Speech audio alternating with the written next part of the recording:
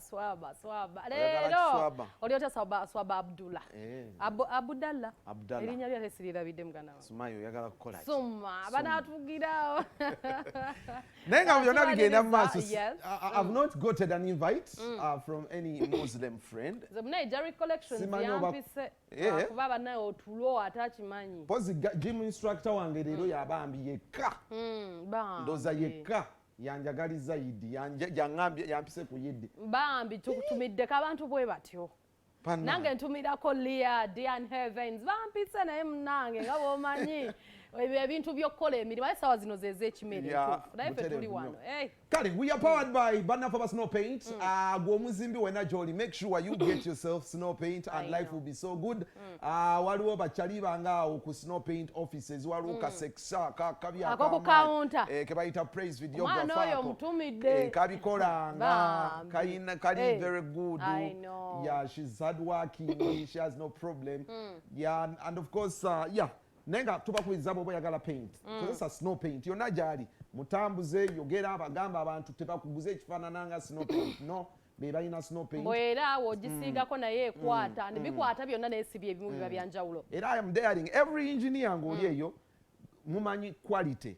geno noonye snow paint bwe biba bibi you know temubigula I know that I'm giving you the guarantee ate nga nabasuubiza yanyambaza dress empanvu olwaleero abadde Grace osobola omukubirako wa C&D collections wali emakindye ku 075 85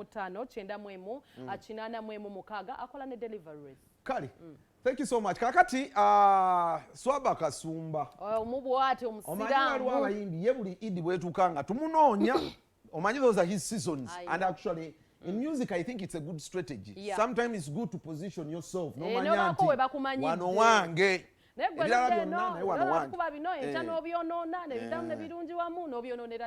So yaja mu industry asobola oyimba eziwaana abakyala asobola okuyimba zipomini za bafana naye yagamba no agenda kusigala mpaana Katonda wange Allah waffe era nyimba zayimbazibwa Allah ekitiibwa so twayagadde okumanya bino byonna byo bigenda mu maaso ujjawu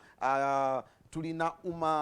tulina gondi bonga abasiraamu baswaba bo balina enteekateeka oba nabo they are comfortable with being under superstar Allah's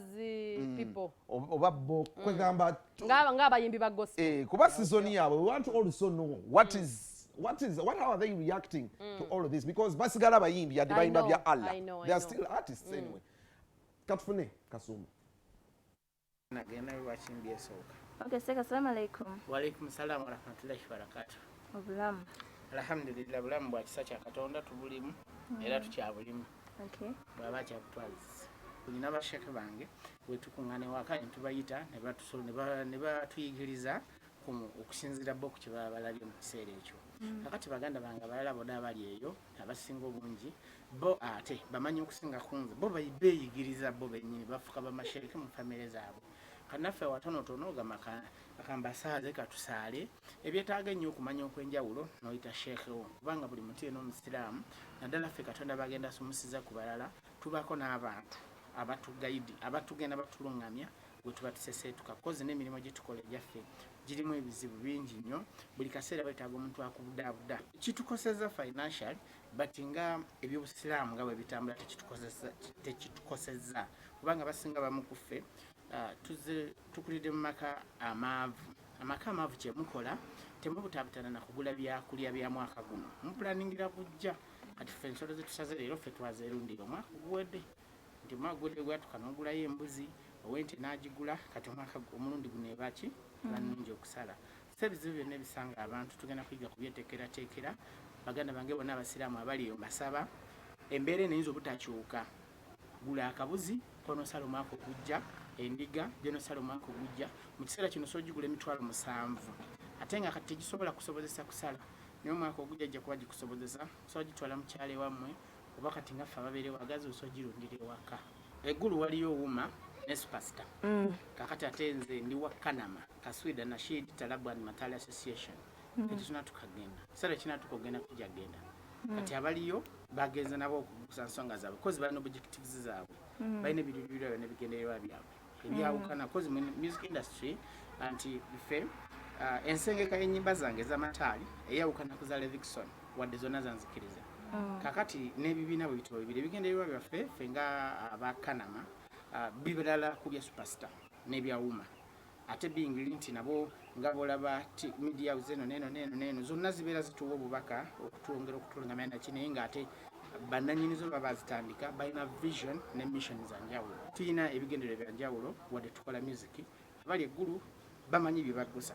naffe ekiseera kyaffe ekinaatuuka tujja kugendayo ngaffe abamataali ekyo nakyo kyongera okubayiga nti tetugenda kusigala ku ndongo yokka oteeka okuba bebala bwe tugattira bwe tuba tulina amataka tulime abatasobola kulima mulunde abatasobola kulunda musuubule tusobole okubeera nga tuva mu kuyimba okwokufuna ekyokulya oba tufune okuyimba okutugula amaaso nti omumwa bwe guziba osigale nga amaaso go gasobola okuba ku kyegalya kubanga gaalaba amaaso bwe gaziba amatuuko gasobola okusakira ekyokulya kubanga gaawulira endamiki esinge kuyigiriza ffe abayimbi munaddala ffe abasiraamu kubanga ffe tuyimbira mu bibinja nti osanga gurupu emu kigolooba ngenda bamemba 47 balya ku luyimba olwo lumu nga balina okupafominga wali ku dduwa balina okufuna ku shukulu balina okugenda ku mbaga basobole okufuna ekyokulya kati emyaka 2 nga tetukola abantu abo baba balina okubona naye katuyige gurupu y'abantu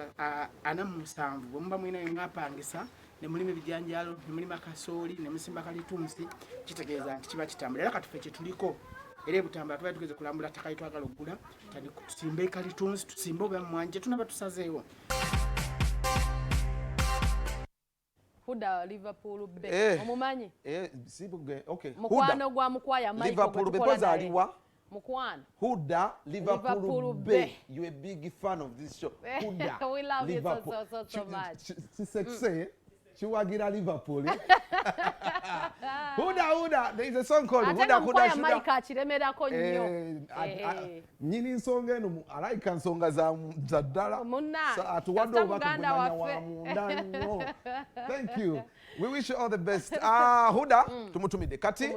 wetuvaye. Kamengo. Yeah, wetuvaye Kamengo. Wetuvangayo, baby.